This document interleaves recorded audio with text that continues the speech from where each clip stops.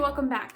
Having your emails land in spam is a very common and understandable concern for people who are just starting cold emailing, especially with privacy and security laws and guidelines tightening up over the years. A good indication that your email deliverability is struggling is if your open rates are very low. This could mean that a lot of your emails are going to spam, so people aren't seeing them and opening them up. We don't want this to happen too much. If it does, whether it's because people are manually marking your emails as spam or your email service provider, meaning Gmail, Outlook, Yahoo, if they're marking it as spam, if it happens too much, you run the risk of your email address being blacklisted. Once your domain is blacklisted, that's it, you're done. So let's talk about how you can avoid this. Tip number 1 is warm up your email account. Now this is especially important if you are working with a brand new email address, but you should be considering it nonetheless, okay? If out of nowhere you start using an email address to send 300 cold emails a day, your email service provider is going to look at that activity and be like, no, it looks suspicious. It looks like you're spamming people. You can't go from 0 to 100 in one fell swoop. You need to warm up your email account, kind of like how you'd warm up before a workout. This can be as simple as slowly increasing the number of emails that you send each day. So maybe you start with 30 emails, then 50, then 75, and so on. This isn't the only thing you want to do though, and I'm going to revisit this in an upcoming tip, so keep watching. Tip number 2 is avoid spam trigger words. You want to keep both your subject line and the body of your email free from words that could trigger the spam police. Some examples are free, guaranteed, risk-free, and 100%. Unfortunately, over the years, these words have been so abused that now, overwhelmingly, they're kind of seen as red flags. By the way, if you need help coming up with what to say in your subject line, go check out this video. And if you need help with your email content in general, go check out this video. The link to both of these videos is in the description below.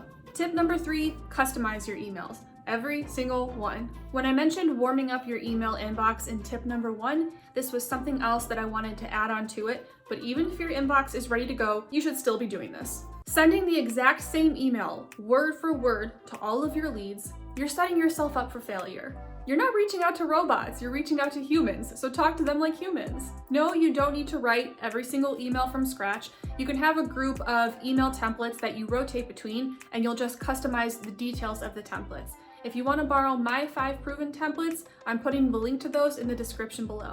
Examples of details that you can personalize in every email include the recipient's first name and the name of their business. In Revenue Spark, my students rotate between the 5 email templates that I mentioned a moment ago, and they save them as canned responses in Gmail. So that way, when they send them out, they don't have to retype it every time. It's already in Gmail. If you're still in the process of warming up your email inbox, this tip is really important.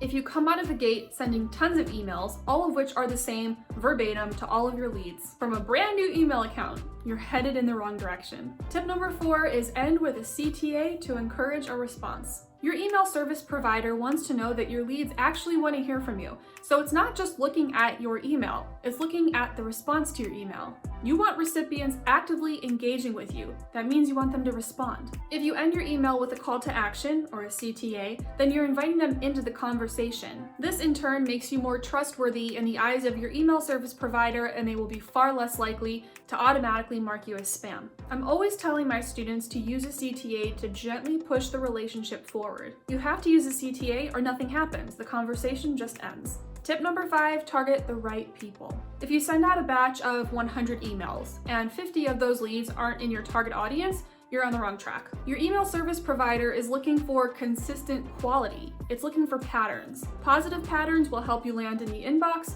and negative patterns will land you in spam. This comes down to knowing how to source quality leads and qualifying them before you reach out. It also means emailing not just the right companies, but the right people within those companies. If you're cold emailing a company to sell your social media services, and you reach out to a sales rep for that company, they're the wrong person. They don't care about social media. Now, if you email someone in the marketing department, that's a lot better. Tip number 6, beware of automation. To be very clear, I'm not saying that automation is bad. It's not, it's very good. Rather, it's the way that some people use it that makes it a bad thing. If you think that you're going to automate your entire cold emailing process from start to finish, You're not, it's not going to work, don't bother. It's something I generally tell my students to steer clear of when they're first beginning to master email outreach. Yes, there are portions of this process that you can automate, but ultimately, if you want your email outreach to be successful, it's going to have a human touch. This will help your email deliverability tremendously because your email service provider and your recipients are going to know that they're not talking to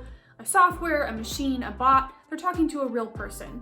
This is what email was meant to do. It's meant to connect people. If you want an effective, proven method for consistently landing high-paying clients, I can help. My program, Revenue Spark, will teach you my entire process from start to finish, beginning with sourcing leads, all the way up to the point where you send the lead your proposal. If you're interested in learning more, you can email me or use the calendar link in the description below to book a time for a call. You can tell me more about your goals and we'll see if you're a good fit. Give this video a thumbs up before you go and don't forget to subscribe so you never miss a new video, and I'll see you guys next time.